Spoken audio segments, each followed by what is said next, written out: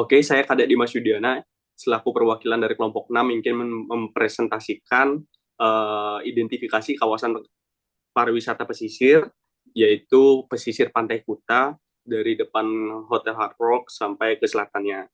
Oke, next slide.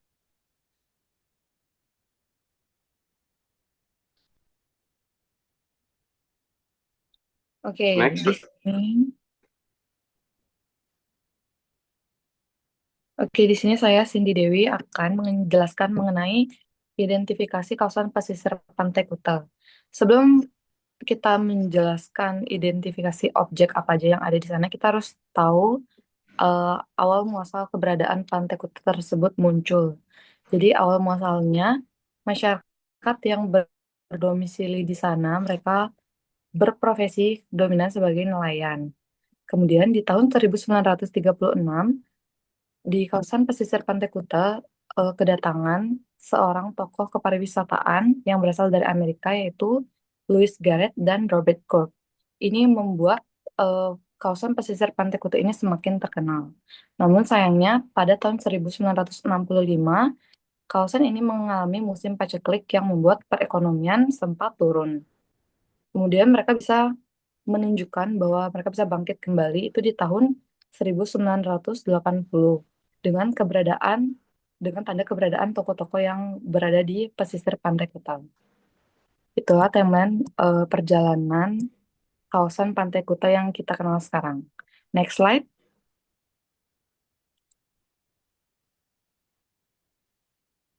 Next slide.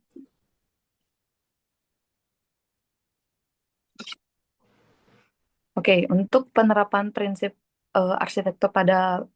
arsitektur Bali pada kawasan ini, sebelum kita bisa tahu apa aja penerapan arsitektur Bali, kita harus memahami kawasan ini sendiri.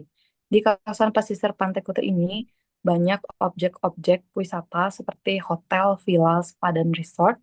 Kemudian ada juga kantor, kemudian ada juga objek ikon pura, setre, mall, dan juga art market. Ini kita udah mapping berdasarkan show di preview slide. Kemudian fasilitas yang dominan di sini adalah fasilitas hotel, villa, spa, dan resort.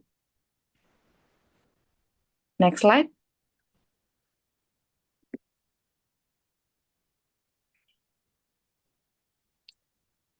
Kemudian kita harus mengetahui juga apa saja aktivitas, kemudian siapa saja civitas, kemudian transportasi yang ada di kawasan pesisir Pantai Kuta ini. Setelah tim kami sempat terjun ke lapangan langsung, kami juga menganalisa secara langsung di lokasi. Civitas yang kami lihat banyak berdatangan itu dominan ada warga lokal dan juga turis mancanegara. Kemudian yang datang itu umurnya variatif mulai dari anak-anak sampai juga orang tua. Kemudian aktivitas yang ada di sini itu aktivitas yang dominan itu adalah berdagang dan juga rekreasi. Untuk aktivitas dagang itu dominan diisi oleh warga lokal karena menggunakan stand-stand kecil seperti pada layar preview. Di sini menjual berbagai macam makanan ringan, minuman, kerajinan tangan, pakaian, dan item fashion lainnya. Kemudian untuk aktivitas rekreasi, di sini bisa menikmati kawasan pesisir Pantai Kuta, jogging, atau hangout bersama teman-teman. Kemudian uniknya di sini masih menerapkan transportasi tradisional seperti dokar, kapal, atau jukung. Jadi bisa eh, untuk trip ke kawasan Pantai Kutanya gitu. Kemudian ada juga surfing. Untuk next slide-nya akan dijelaskan oleh rekan saya.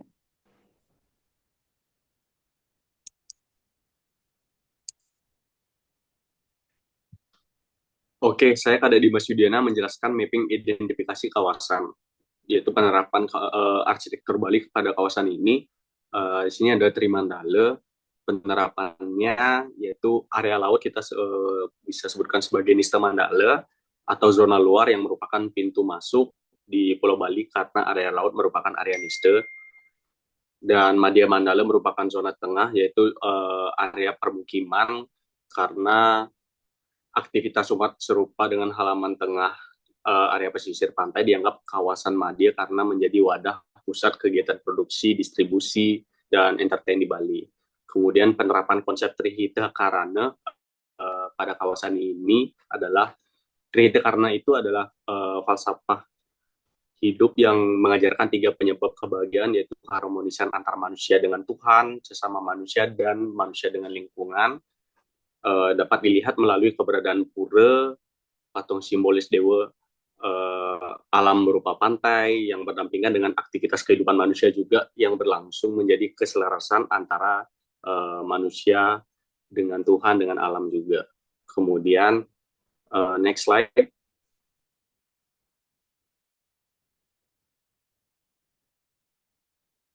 Nah, ada identifikasi 5 elemen pembentuk citra kawasan, ada path dan nodes. Di sini jalannya ada yang kita tahu, yang kita kenal banyak, ada jalan Sunset Road, ada jalan Lasti, seperti itu. Kemudian ada juga nodes-nya berupa persimpangan Jalan Nakula, ada persimpangan Dewi Sri, persimpangan Jalan Padma, juga persimpangan Jalan Patih Jelantik, seperti itu. Dan ada juga Jalan Legian sebagai path-nya. Kemudian landmark-nya sendiri mungkin ada patung Triratna Amarta Buana dan shelter kebencanaan Baruna, yang ini sebagai karena untuk menghormati Dewa Laut, seperti itulah kira-kira kenapa dua landmark ini bisa disebut sebagai landmark. Kemudian ada juga Kuta Art Market, seperti tadi teman saya sudah bilang, terjadinya musim paceklik itu, Kuta Art Market merupakan salah satu simbol kebangkitan dari perekonomian masyarakat. Itulah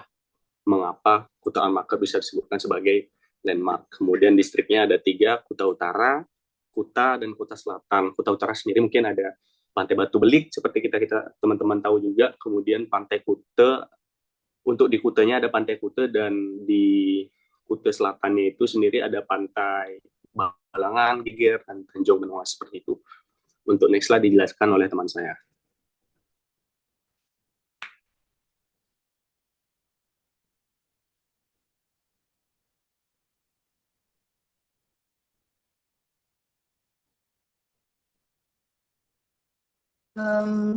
Baiklah, untuk berikutnya adalah identifikasi bangunan berdasarkan fungsi. Dan fungsi pertama adalah hotel, yang mana identifikasi hotel yang kita lakukan adalah Kuta Paradisa Hotel. Kuta Paradisa Hotel sendiri merupakan hotel berbintang 5 yang mengusung konsep modern yang terletak di Jalan Kartika Plaza Tuban, Kuta, Kabupaten Badung, Bali.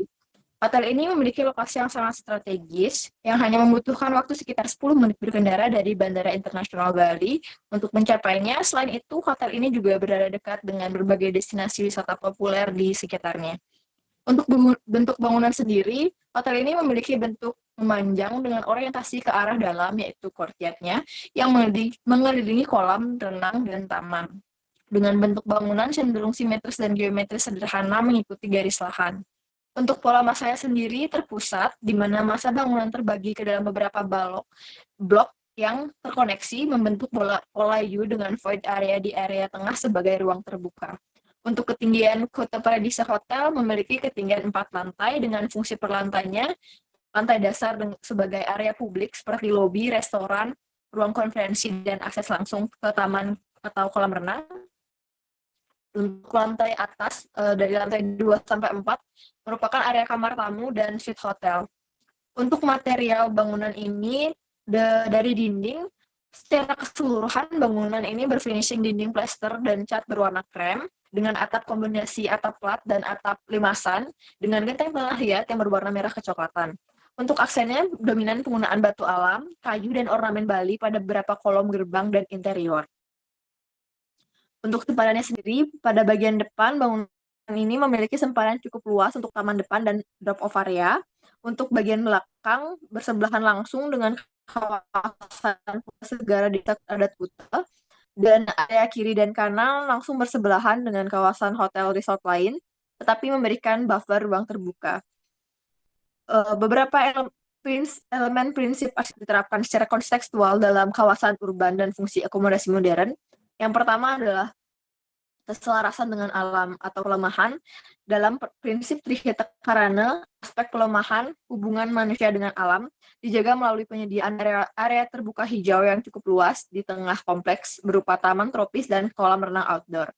Dan penggunaan material lokal secara visual, ya, di mana hotel ini menampilkan elemen lokal seperti paras, kayu ukir, dan genteng nahiat berwarna merah. Ada beberapa bagian fasad dari bentuk atap dan ornamen tradisional di beberapa bagian bangunannya, terutama area entrance dan lobby, yang mengadaptasi bentuk atap limasan yang dikombinasikan dengan struktur atap datar di bagian kamar.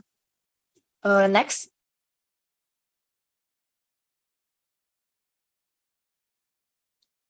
Fungsi bangunan berikutnya adalah resort.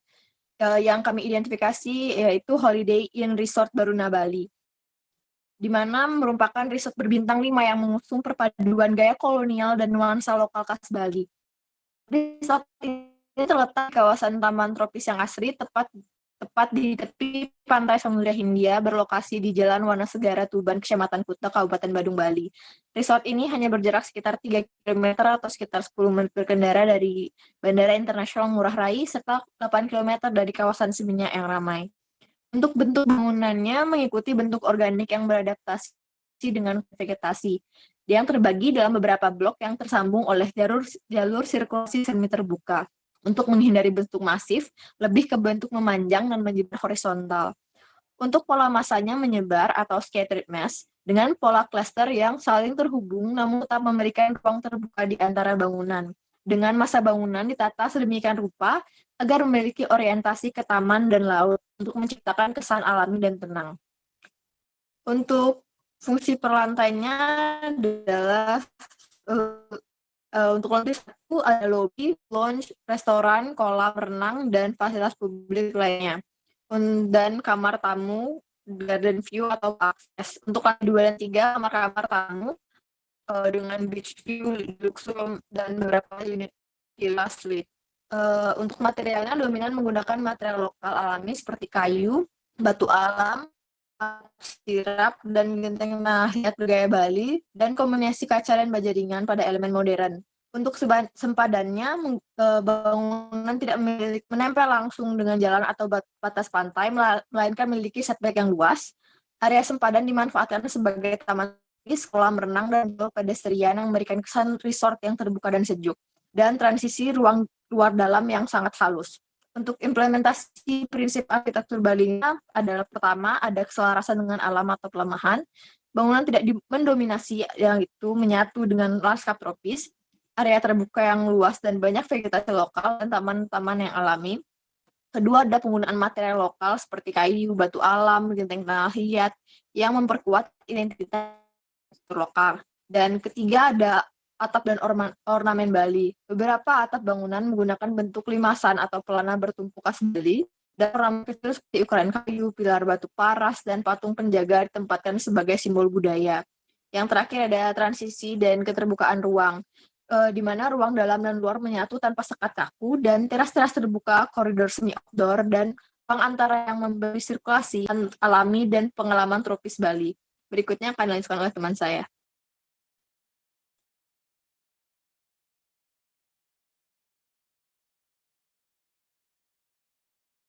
Oke, saya melanjutin soal identifikasi bangunan berdasarkan fungsi. Untuk fungsi berikutnya, fungsi bangunan villa. Untuk bangunannya itu ada The Patra Bali Villa. Patra Bali Villa Resort, and Villa dan N Villas merupakan hotel bintang 5 yang berlokasi di kawasan tepi pantai Jerman, Kuta Bali. Terletak persis di sebelah utara Bandara Internasional Igusti Ngurah Rai. Hotel ini awalnya dibuka pada tahun 1972 sebagai penginapan khusus untuk pegawai Pertamina, sebelum akhirnya dibuka untuk umum pada tahun 1975. Bentuk bangunannya sendiri, bentuk bangunan cenderung organik dan mengikuti kontur alami kawasan. Tiap unit villa memiliki bentuk dasar persegi atau persegi panjang, dengan tambahan balai-balai atau pavilion terbuka di sisi luar. Desain mengutamakan privasi dan keintiman ruang sesuai karakter villa. Pola masa terpencar dan menyebar, membentuk klaster-klaster kecil dalam satu kawasan luas. Tiap villa memiliki masa tersendiri dan dihubungkan melalui jalan setapak atau koridor semi terbuka. Ada pemisahan antara bangunan privat atau